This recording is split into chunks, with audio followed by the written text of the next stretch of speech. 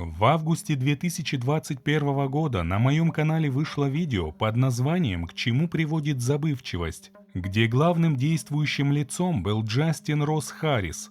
Сейчас в деле произошел крутой поворот. Если вы не смотрели то видео, то ссылка на него будет в закрепленном комментарии. Для полноты картины следует сначала посмотреть его, а уже потом вернуться сюда. Тем, кто смотрел, напомню, а тем, кто не собирается смотреть то видео, вкратце поясню, о чем оно было. 18 июня 2014 года 33-летний на тот момент Джастин Росс Харрис должен был отвезти в детский сад своего сына Купера, которому был 1 год и 10 месяцев. Покинув дом в половине 8 утра, мужчина вместе с сыном заехал в ресторан быстрого питания.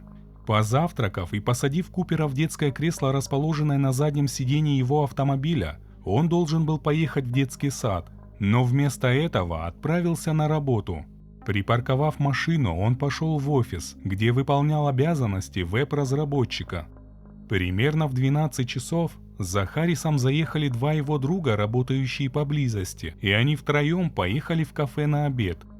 Пообедав, мужчина отправился в торговый центр, где купил лампочки для дома, и когда друзья привезли его к месту работы, он подошел к своему автомобилю, положил купленные лампочки на переднее сиденье, после чего вновь пошел в офис.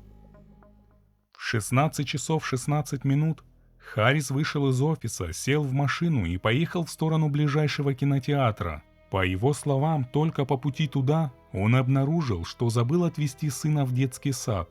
Остановившись, он выскочил из машины и поспешил проверить его состояние. Кто-то из очевидцев позвонил в 911, но прибывшим врачам ничего не оставалось, кроме как констатировать смерть Купера. Причиной смерти назвали гипертермию. Проще говоря, смерть наступила в результате перегрева. Температура воздуха в тот день поднималась выше 30 градусов по Цельсию в тени, а автомобиль простоял под открытым небом с 9 часов 25 минут до 16 часов 16 минут, то есть почти 7 часов. Харриса арестовали и доставили в полицейский участок. На записях с комнаты допроса можно было увидеть странное поведение мужчины, который больше переживал не о потере сына, а о своем будущем. Он утверждал, что произошедший это несчастный случай и что он просто забыл отвезти сына в детский сад. Но полицейские ему не поверили и в итоге предъявили обвинение в том, что он умышленно лишил жизни своего сына Купера. В истории его браузера детективы нашли данные, позволившие им сделать вывод, что Харрис действовал умышленно. За 5 дней до смерти Купера на рабочем компьютере он просматривал информацию о смертях от перегрева в автомобилях и о том, какая при этом должна быть температура. Более того, во время допроса его жена Лиана Харрис призналась, что она тоже читала о таких случаях в интернете. По словам супругов, они интересовались этой темой только лишь для того, чтобы избежать такой ситуации в собственной жизни. Также Харрис перед смертью Купера несколько раз посещал интернет-форум Child Free, где собираются люди с сознательным желанием не иметь детей.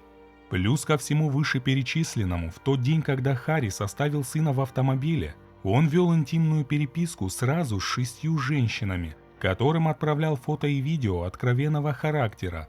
Вести переписку он начал еще в тот момент, когда они с сыном завтракали. Что важно, одной из тех, кому он адресовал свои послания, было всего 16.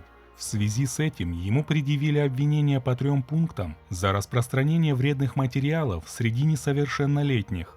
Также было установлено, что с некоторыми из тех, с кем Харрис вел переписку, он общался не только виртуально, но и имел с ними физические контакты. Лиана Харрис подала на развод, но при этом она была уверена, что смерть их сына была несчастным случаем и что Росс ни за что бы специально не оставил Купера умирать в машине. 14 ноября 2016 года, несмотря на старания защиты Харриса доказать, что смерть Купера была несчастным случаем, присяжные признали его виновным в умышленном лишении жизни, и он был приговорен к пожизненному заключению без права на досрочное освобождение. Плюс к этому, за свои действия в отношении несовершеннолетней, Харрис получил еще 12 лет лишения свободы. На протяжении 5,5 лет с момента осуждения его адвокаты добивались пересмотра дела. И вот 22 июня 2022 года Высший суд Джорджии отменил обвинительный приговор Харрису по делу о смерти его сына.